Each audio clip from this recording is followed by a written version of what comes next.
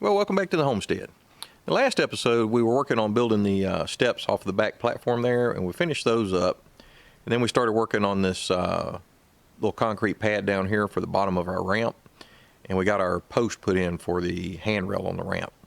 So the next thing I need to do is start cutting the stringers that are going to go from the base of the platform up there and come down and rest on this concrete pad that we're going to put our treads on. So let's take a look at how we're going to cut those. I'm going to be using treated 2x8s for the stringers on this ramp, and I've got to try and figure out how to get the bottom and the top end of those cut. And I'm not sure exactly how you're supposed to lay these out because I don't know the exact angle or anything like that. So what I'm going to do in order to let me mark those angles, I've laid one stringer in place that's pretty close to where it's going to go. The bottom edge of the stringer is flush with the end of the concrete pad, and I've just let the top end of it run long. So we'll cut that off. Now what I've got to do, the bottom end of this stringer is the width of the stringer too high, because we're going to cut it to where the top edge is 0 and let the stringer come down to that. So the top edge of this stringer will be touching the concrete on this end, and then it'll taper out as it comes back to the platform. So in order to get that cut exactly, this top end of the board has to be the exact place that it's going to go. Right now I've got it resting on top of the platform, but that's a little bit too high. If you can see, the last board on my platform actually overhangs the platform by about 2 inches. So the top of this stringer is going to have a 2-inch flat to account for that, and then a vertical so that it can attach to my rim joist.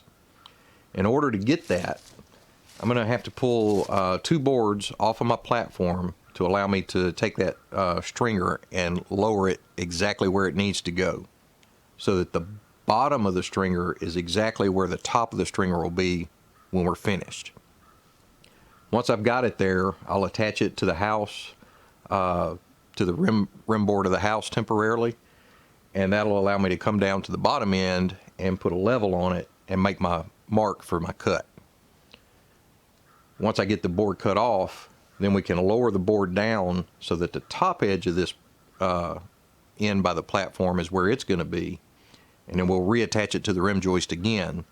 The bottom end should be resting flush on the pad at that point. And then I can mark the vertical and horizontal lines over here to allow me to attach it to the platform. Once I've got the first one cut, then I can use it as a template to cut the other 2. So let's go ahead and give that a shot.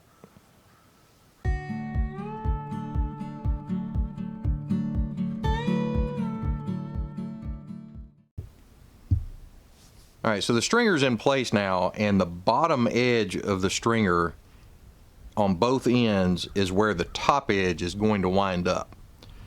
So the stringer is at the correct angle for when it's permanently installed. So what I'm going to do now is I'm going to take a level down on the bottom end, and I'll put that in on the edge of the stringer. We'll draw a horizontal line there. We'll cut that. Then we'll take the whole stringer and we'll drop it down so that the bottom end is in its permanent location. Then we can mark the top end and cut it. Then once we have that one cut, I'll just use it as a template.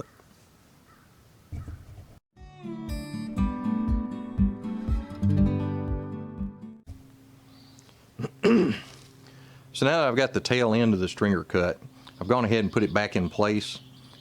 The tail end is in its permanent location, and I've just got the top end of the stringer temporarily mocked up where it's going to go. So we'll go ahead and mark the horizontal and vertical lines on it and cut it. Once we do it, that stringer should be ready, and then I can use it to cut the other 2.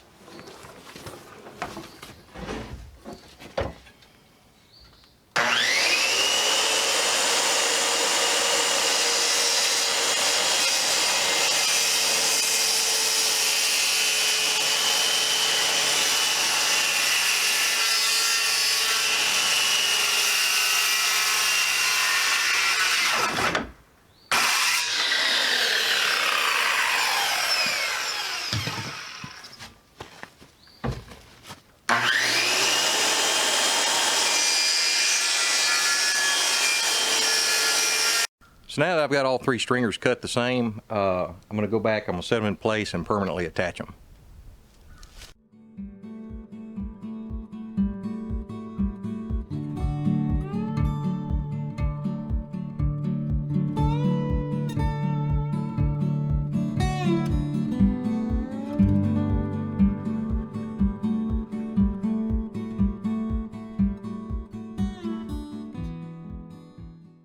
So now that I've got all the stringers in place, the next thing I need to do is start cutting the treads to go on top of them.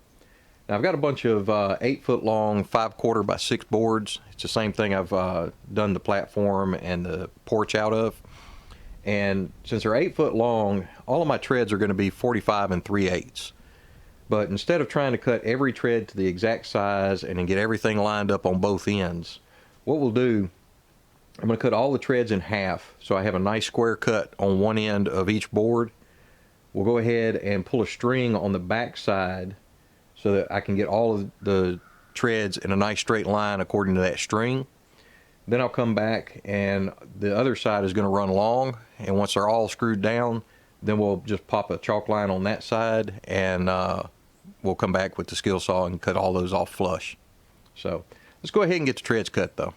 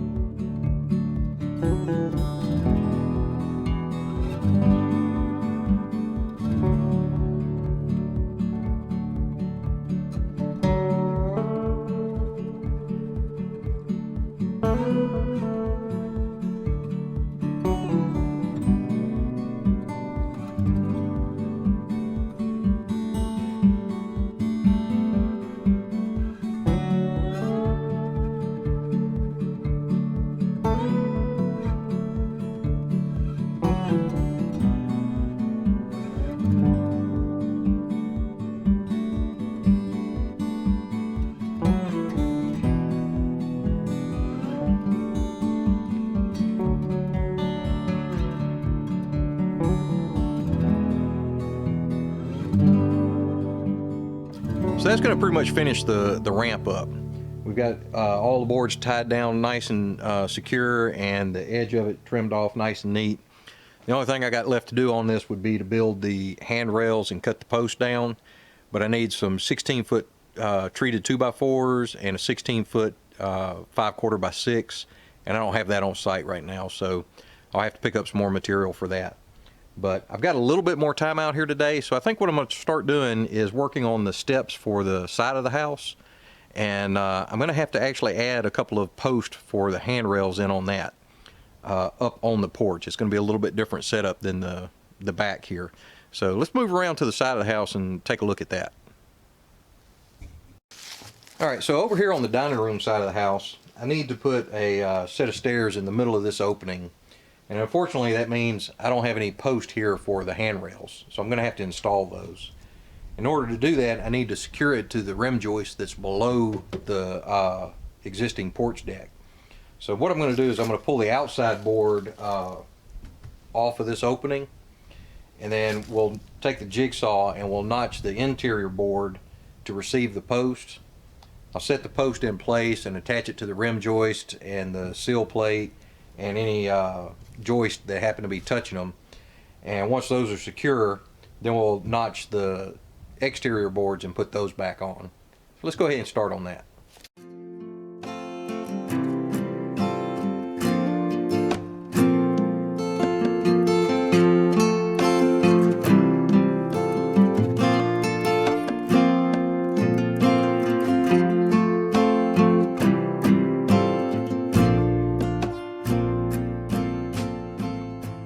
Alright, so now that I've got the deck boards out of the way, and I had to go ahead and pull the first two off instead of just the first one, I've measured from the center of the opening over to where both posts are going to be, and one of my joist was in the way of that, so I had to cut that back. So we'll put the post down in there, we'll reattach the porch joist back to that post, and we'll attach the post to these rim joists. So let me go ahead and get the post cut and we'll start sliding them down in there.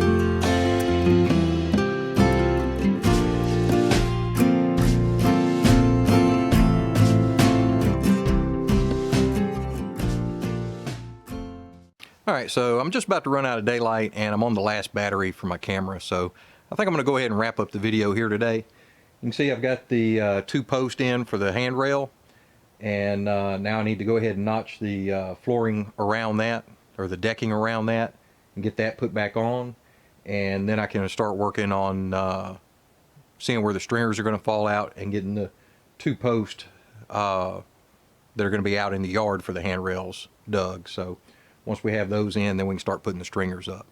But for today, I think that's going to do it. So until next time, y'all just keep checking back.